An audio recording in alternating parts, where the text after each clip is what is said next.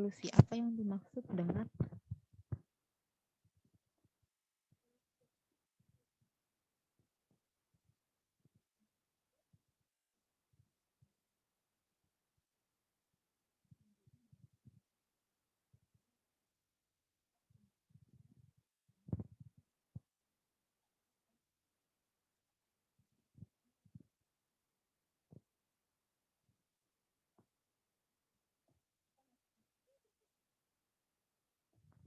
jadi evolusi itu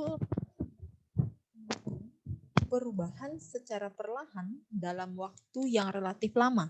Nah, di sini apa yang berubah? Apa yang mengalami perubahan? Yang mengalami perubahan itu adalah spesies tersebut, baik itu bentuk tubuhnya atau struktur anatomi maupun fungsional dalam tubuhnya. Untuk apa? Untuk nantinya dia akan berkembang menjadi spesies baru. Jadi kunci dari evolusi ini adalah perubahan bentuk baik anatomi, struktural maupun fungsional suatu makhluk hidup yang terjadi dalam waktu yang relatif lama menjadi spesies baru nantinya. Ya, contohnya yang tadi ya, spesies simpanse kerah menjadi manusia, Homo sapiens begitu. Ya. Nah, ini beberapa teori ya, teori evolusi yang cukup terkenal dicetuskan oleh Charles Darwin. Nah, Charles Darwin ini mengemukakan teori evolusi didasarkan pada hasil pengamatannya terhadap bentuk paru burung finch dan juga bentuk cangkang dari kura-kura yang ada di Galapagos ya. Jadi Charles Darwin ini adalah seorang penjelajah menjelajahi beberapa negara benua hingga akhirnya dia tiba di sebuah daerah bernama Galapagos dan mengamati bentuk paru beberapa burung ya dari sekitaran Amerika. Kemudian bentuk cangkang dari kura-kura ya. Kita akan lihat ini adalah bentuk paru yang ada pada burung finch yang ada di beberapa daerah di sekitaran Amerika yang diamati oleh Charles Darwin.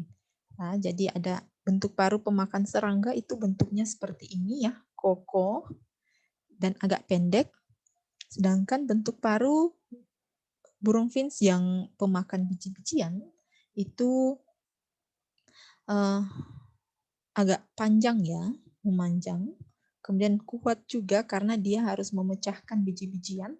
Kemudian pemakan kaktus dan juga pemakan buah itu juga berbeda. Kalau kaktus dia lebih panjang. Mengapa lebih panjang? Karena harus mengambil makanannya di daerah sekitaran kaktus ini yang tentunya memiliki duri. Kemudian pemakan buah itu bentuknya lebih melengkung seperti ini. Kenapa? Karena dia harus mencabik daging buah yang ada pada buah itu sendiri.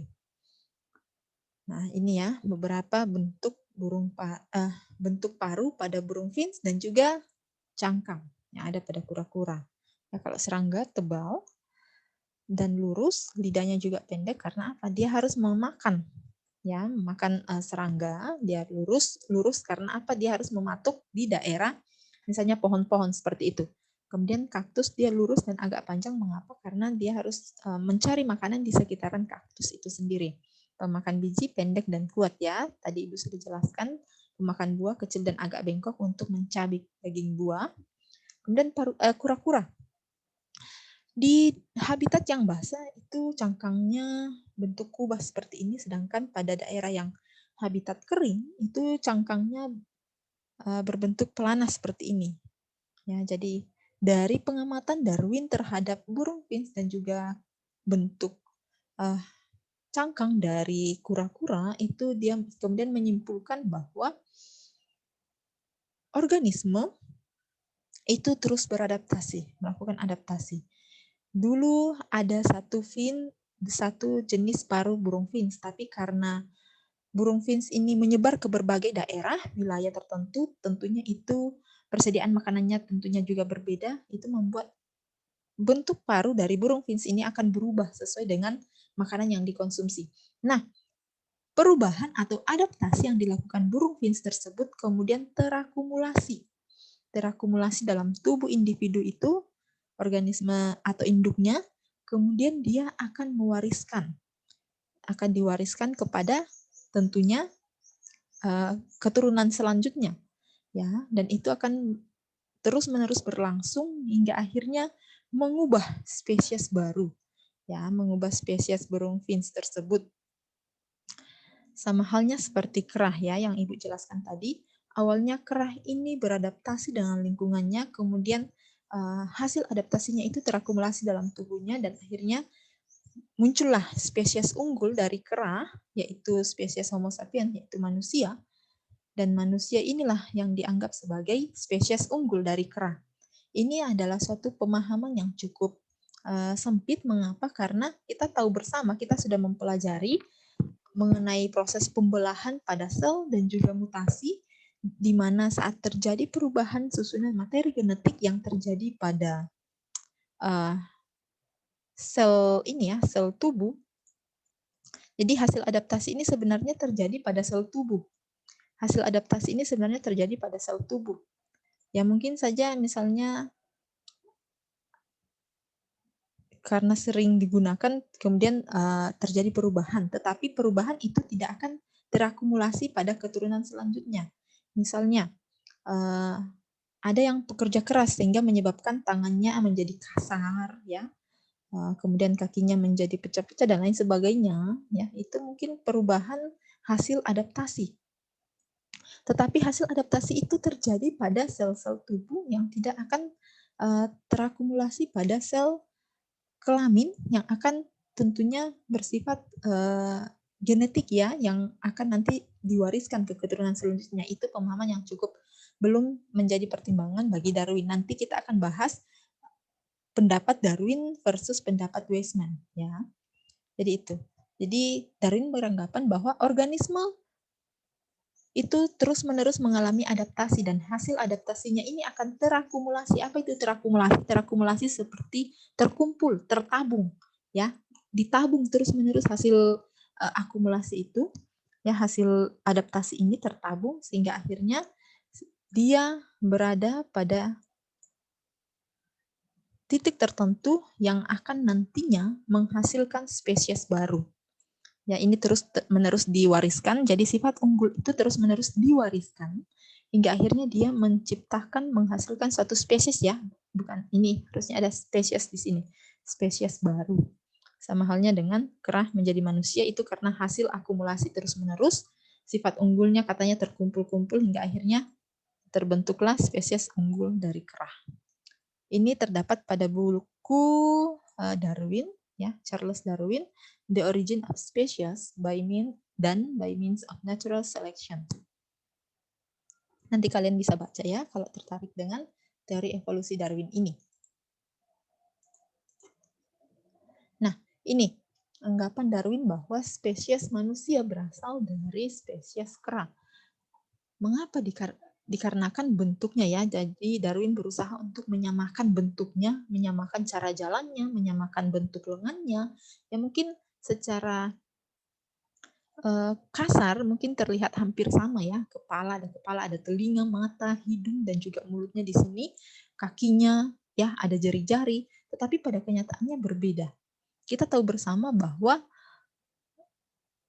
gen atau urutan basa nitrogen yang ada pada simpanse atau kerang itu sangat berbeda dengan yang ada di manusia, meskipun para ahli evolusi mengatakan bahwa perbedaannya hanya 2%. Dari perbedaan 2% ini kemudian mereka menarik kesimpulan bahwa mereka berasal dari nenek moyang yang sama. Kita perlu menyadari, kita perlu mengetahui bahwa jumlah basa nitrogen yang ada dalam tubuh manusia itu kurang lebih 3 miliar basa nitrogen dalam satu sel. Ya, dalam satu sel, bayangkan ada berapa sel yang ada dalam tubuh kita. Jika kita melihat, mengkaji dari perbedaan 2% itu, silakan dikalikan. 2% kali 3 miliar. Kira-kira itulah perbedaannya.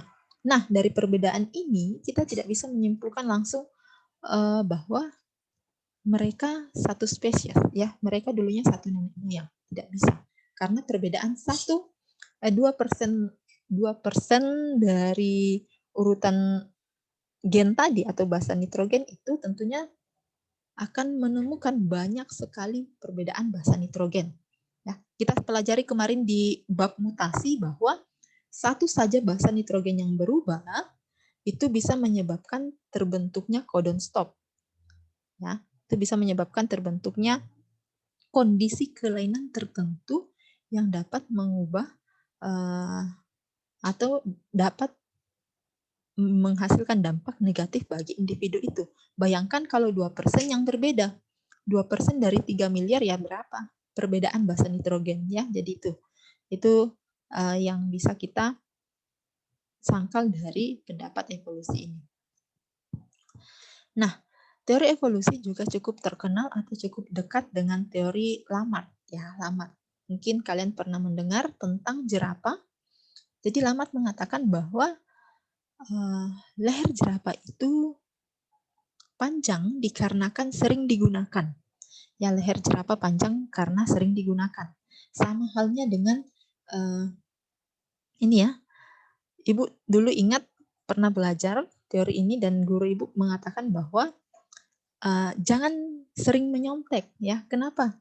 Karena nanti lama-kelamaan leher kalian panjang karena sering digunakan ya, sering digunakan menyontek. Nah, ini teori yang cukup ini ya, kurang tepat. Mengapa? Karena apa yang hasil adaptasi satu organisme, satu makhluk hidup itu tidak bisa diwariskan kepada keturunan selanjutnya kecuali kalau memang organisme tersebut memiliki gen-gen dalam tubuhnya. Jadi kita pasti sifat tersebut akan diturunkan. Tetapi kalau sifat tersebut muncul ke hasil adaptasi dengan lingkungan, itu tidak bisa diturunkan kepada keturunannya. Ya, jadi ini pendapat Lamarck yang nantinya akan disangkal oleh Weismann ya. Nah, ya, jadi Lamarck mengatakan dulunya jerapah itu lehernya pendek. Karena makanannya itu posisinya tinggi-tinggi ya, daunnya itu posisinya tinggi-tinggi seperti ini, itu membuat jerapah ini berusaha menggapai daun-daunan tersebut. Lama-kelamaan karena sering digunakan, leher jerapah kemudian terus-menerus memanjang hingga akhirnya ukurannya sepanjang sekarang ini. Itu menurut pendapat Lamarck. Jadi dia mengatakan leher jerapah panjang karena sering digunakan dan itu diwariskan ke keturunannya. Nah, postulat dari Lamarck ini yang pertama itu organisme mampu menjadi organisme yang lebih kompleks. Ya, kemudian organisme berubah karena respon terhadap lingkungan. Ini hampir sama dengan Darwin ya, bahwa hasil adaptasi terhadap lingkungan. Organ tubuh sering digunakan akan berkembang ya, organ tubuh yang sering digunakan akan berkembang. Dan ini akan diwariskan ke keturunannya menurut Lamarck. Organ yang jarang digunakan akan tereduksi. Ya, ini dia melihat dari kondisi tubuh, misalnya salah satunya ini ya appendix ya, appendix dalam tubuh kita atau usus buntu itu karena jarang digunakan sehingga katanya tereduksi. Itu menurut pendapat Lamarck. Jadi jika ada organ tubuh kalian yang jarang digunakan, tentunya dia akan tereduksi. Maksudnya tereduksi di sini adalah dia fungsinya akan menurun hingga akhirnya lama-kelamaan tidak bisa digunakan secara maksimal lagi sesuai fungsinya. Nah, kesimpulan dari teori Lamarck ini adalah makhluk hidup mewariskan sifat yang diperolehnya selama hidupnya dari satu generasi ke generasi berikutnya sehingga terjadi evolusi, sehingga memunculkan spesies yang baru, spesies yang berbeda. Ya. Nah, berbeda dengan Darwin. Kalau Darwin, dia teorinya berbeda ya. Jadi Darwin mengatakan bahwa dulunya ada jerapah yang leher panjang, kemudian ada jerapah yang leher pendek. Jerapah yang leher panjang akan bertahan hidup. Nah, coba perhatikan gambar yang kedua. Jerapah yang leher pendek akan mati. Kenapa dia mati? Karena dia tidak bisa menggapai makanannya. Karena tidak bisa menggapai makanannya, membuat jerapah ini tentunya kelaparan dan akhirnya mati. Jumlah atau populasi jerapah leher pendek akan berkurang. Kemudian ya tersisalah jerapah leher panjang. Jerapah leher panjang ini kemudian bertahan terus-menerus dan sifat itu diturunkan ke keturunannya. Ya, sifat itu diturunkan ke keturunannya. Nah, jadi teori dari Darwin ini tentang jerapah itu dia mengatakan nenek moyang jerapah itu sebenarnya ada leher panjang dan leher pendek. Leher panjang akan bertahan dan leher pendek akan mati. Sehingga ya yang bertahan hingga saat ini adalah jerapah leher pendek seperti itu. Karena apa? Leher panjangnya yang bertahan. Leher pendeknya kemana? Ya mati. Kenapa mati? Karena tidak bisa menggapai makanannya. Nah, kesimpulan dari teori Darwin ini adalah organisme sekarang adalah hasil perubahan organisme masa lampau. Ya, dan dia mendukung mengenai evolusi seleksi alam. Nah, ini mengenai pro kontra dari teori evolusi Lamarck dan juga Darwin. Dikemukakan oleh Weismann. Ya, jadi Weismann ini adalah seorang ahli evolusi yang cukup terkenal juga, dan dia mengemukakan teori yang menyangkal mengenai teori Lamarck dan juga Darwin. Ya, untuk ya jadi Weismann ini sebenarnya nama lengkapnya itu cukup panjang ya, ada Frederick Leopold August Weismann. Kita singkat biasanya lebih terkenal dengan istilah Weismann ya. Jadi namanya adalah Frederick Leopold August Weismann. Singkat saja dengan Weismann-nya. Biasanya August Weismann. Nah, Weismann ini kemudian ingin membuktikan kebenaran dari teori Lamarck. Jadi dia melakukan eksperimen dengan memotong tikus ya, memotong ekor tikus, kemudian tikus ini yang sudah dipotong baik jantan maupun betinanya dipotong ekornya kemudian dikawinkan. Setelah hasil ini ya, anakan dari tikus ini yang sudah dipotong ekornya kemudian disilangkan lagi dengan tikus yang dipotong ekornya. Ya, jadi pokoknya setiap tikus yang mau dikawinkan itu akan dipotong ekornya. Dan ini dilakukan hingga generasi ke-21. Hasilnya apa? Hasilnya adalah tikus yang dihasilkan pada generasi ke-21 ini tetap memiliki ekor yang panjang. Nah, dari sini disimpulkan bahwa individu yang mengalami adaptasi kemudian hasil adaptasinya itu pada sel tubuhnya itu tidak bisa diwariskan ke keturunannya. Ya, buktinya ya dari ekor tikus ini yang dipotong terus-menerus hingga keturunan generasi 21, tetapi hasilnya apa? Ekornya tetap panjang. Ya. Jadi tidak terbukti dari teori Lamarck bahwa apa yang terus-menerus dilakukan di organ tubuh yang terus-menerus digunakan akan terus berkembang dan akhirnya diturunkan. Ini dibantah oleh Weismann dari eksperimen Weismann pada tikus ya. Kemudian Darwin juga dikomentari oleh Weismann ya. Dan Weismann menyimpulkan bahwa teori Darwin ini kurang tepat. Mengapa?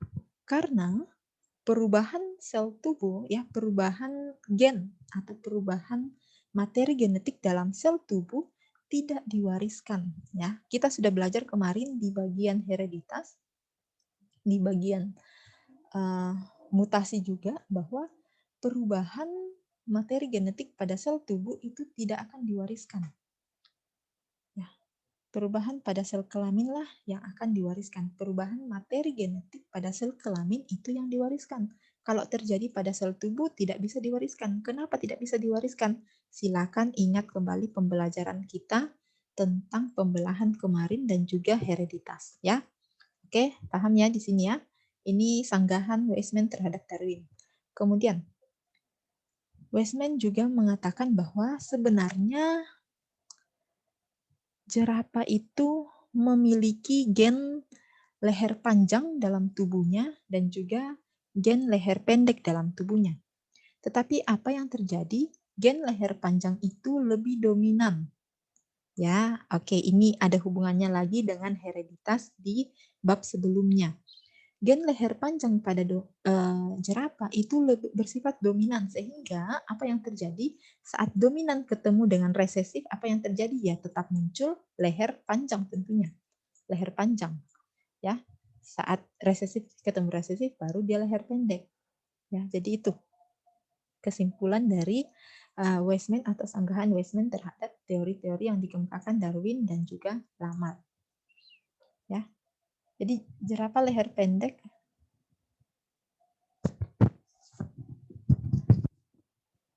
ini akan punah karena kekurangan makanan. Ya benar, karena dia kekurangan makanan dia punah. Tetapi ini disebabkan karena pada jerapah ya, ini yang tidak dikemukakan oleh Darwin. Jadi ini yang tidak disadari oleh Darwin bahwa pada jerapah itu terdapat gen leher panjang ya yang bersifat dominan. Sehingga leher pendek ini akan perlahan punah ya karena mati kelaparan, bertahanlah gen leher panjang ini. Ya karena dia bersifat dominan. Oke, bisa ya? Jadi sebenarnya topik evolusi ini masih berkaitan dengan topik-topik sebelumnya. Topik pembelahan, topik hereditas, dan topik mutasi. Jadi Ibu berharap kalian tidak melupakan topik-topik itu. Nah, tokoh lain yang juga terlibat dalam teori evolusi ini adalah Alfred Russel Wallace ya.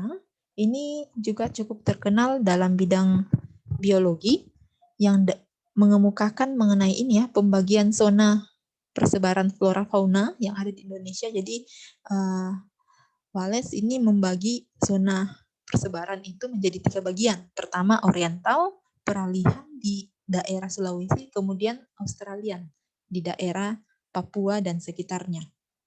Nah, ini pendapatnya ya bahwa organisme itu selalu mengalami ini ya, dikenai hukum alam. Artinya apa? Organisme yang terkuat itu yang akan bertahan. Ya, dan ini hampir sama dengan teorinya Darwin ya. Jadi asal mula pengamatan Wallace ini adalah dia berlayar ke daerah Malaysia, Kalimantan, Sulawesi hingga Maluku dan melihat bahwa adanya perbedaan di biodiversity. Biodiversity itu semacam keanekaragaman hayati. Nah, dari keanekaragaman hayati yang diamati, dia kemudian mengatakan bahwa makhluk hidup itu selalu dikenai hukum alam. Jadi makhluk hidup yang terkuat yang akan bertahan. Ya, ini hampir sama dengan teorinya Darwin ya. Nah, ini contohnya. Pada gambar di samping terlihat pembasmian hama menggunakan pestisida. Pestisida, nah ini biasanya terlihat dalam ini ya. Misalnya kalian sering menggunakan baygon di rumah. Saking seringnya itu membuat organisme atau nyamuk-nyamuk itu menjadi tahan baygon. Kenapa kira-kira menjadi tahan baygon? Nah, ini kita akan lihat di sini ya. Pestisida tersebut disemprotkan menggunakan pesawat, beberapa hama mati akan tetapi ada yang bertahan. Hama tersebut melangsungkan perkawinan dengan hama lainnya. Dari keturunan yang ada ternyata menghasilkan hama-hama yang resisten terhadap pestisida. Menurut Anda, apakah keturunan hama tersebut telah berevolusi menjadi resisten terhadap pestisida? Jelaskan. Nah, ya, coba kalian identifikasi di sini. Kira-kira mengapa? Apakah hama ini berevolusi menjadi hama yang baru, yang menjadi resisten atau seperti apa? Ya, coba kalian identifikasi di sini ya. Ini menjadi tugas pribadi, silakan kalian identifikasi dan kirimkan tugas tersebut di Google Classroom. Ya, apakah hama ini mengalami evolusi atau adakah mekanisme lain sehingga memunculkan hama-hama yang resisten terhadap pestisida? Nah, di sini mungkin ada yang kurang tahu apa itu resisten. Resisten ini adalah kondisi di mana suatu organisme tahan terhadap zat tertentu. Nah, kalau hama ini dia resisten atau tahan terhadap pestisida. Ya, silakan kalian identifikasi ya, apakah ini contoh dari evolusi atau tidak, ataukah ada prinsip yang lain. Ya. Nah, lanjut, silakan perhatikan gambar berikut. Ini cukup terkenal juga di pelajaran evolusi. Ya, gambar berikut adalah kupu-kupu bison betularia. Ya, bison betularia ya. Ini. Coba kalian perhatikan di sini. Ini sebenarnya kupu-kupu ya. Ini juga kupu-kupu bison betularia. Ini juga. Nah, ini. Terdapat jenis yang berwarna hitam dan ada yang berwarna putih. Sebelum revolusi industri, jumlah kupu-kupu yang berwarna putih lebih banyak dibandingkan dengan jumlah yang berwarna hitam. Jadi ini adalah kondisi sebelum terjadinya revolusi industri. Ini adalah kondisi setelah terjadinya revolusi industri. Ya, akan tetapi setelah revolusi industri terjadi populasi kupu-kupu hitam lebih banyak dibandingkan dengan warna putih. Nah, coba perhatikan di sini. Jadi setelah revolusi, ini setelah ya, ini setelah,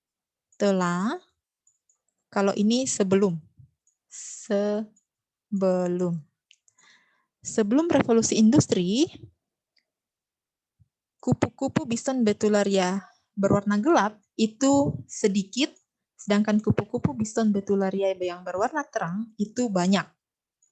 Sedangkan setelah revolusi, kupu-kupu bison betularia putih lebih sedikit, sedangkan kupu-kupu bison betularia yang berwarna gelap itu meningkat. Berbeda ya, kalau sebelum putih yang lebih banyak, tetapi setelah revolusi industri, kupu-kupu betularia warna gelap, warna terang inilah yang berkurang. Ya, ini adalah bentuk dari teori seleksi alam. Ya. Jadi kupu-kupu betularia yang gelap itu kenapa setelah revolusi industri menjadi menurun jumlahnya itu dikarenakan, coba perhatikan di sini. Kira-kira pada gambar 1, kupu-kupu mana yang lebih terlihat jelas? Tentunya kupu-kupu yang berwarna gelap ini. Karena dia terlihat jelas, itu membuat pemangsanya, yaitu burung ya, burung pemangsa serangga, itu akan dengan mudah melihat kupu-kupu ini pada saat dia menempel pada pepohonan. Sedangkan setelah revolusi industri, kupu-kupu betularia yang berwarna gelap ini akan semacam sama ya, berkamuflase atau sama dengan lingkungannya. Ya, pohon-pohon setelah masa revolusi industri itu menjadi warnanya agak gelap. Kenapa agak gelap? Karena ini ya tertutup sama hasil polusi dari industri-industri itu. Karena warna gelap pohonnya itu membuat kupu-kupu warna gelap ini, Bison betularia, tersamarkan ya, sehingga yang akan tampak jelas oleh pemangsa itu adalah Bison betularia warna terang, sehingga dia jumlahnya menjadi lebih sedikit. Nah, ini adalah teori tentang seleksi alam. Ya. Bahwa kupu-kupu yang gelap ini ya, dia karena sesuai mampu beradaptasi dengan alam, dengan pohon-pohon yang gelap ini, membuat dia tidak terlihat oleh pemangsanya, sedangkan ini akan berkurang karena dia terlihat jelas oleh pemangsa dari jauh. Ya, jadi itu terjadi perubahannya. Mengapa terjadi perubahan? Karena itu dia proses dari revolusi industri ini. Ini soal ini juga cukup terkenal ya. Kalian cukup sering muncul di soal-soal ujiannya. Silahkan kalian pahami maksud dari soal ini. Maksud dari gambar ini. Biasanya ini muncul di soal-soal ujian. Oke. Jadi itu untuk pertemuan hari ini cukup sekian. Silahkan kalian menonton 2 video ini. Dan simak baik-baik. Jika ada pertanyaan silahkan ajukan di Google Classroom. Dan silahkan jawab pertanyaan yang Ibu ajukan di video ini. Yang tadi. Tentang keberadaan ini ya, keberadaan hama yang menjadi resisten karena penggunaan pestisida yang terus-menerus. Ya, silakan kalian identifikasi dan kirimkan di Google Classroom.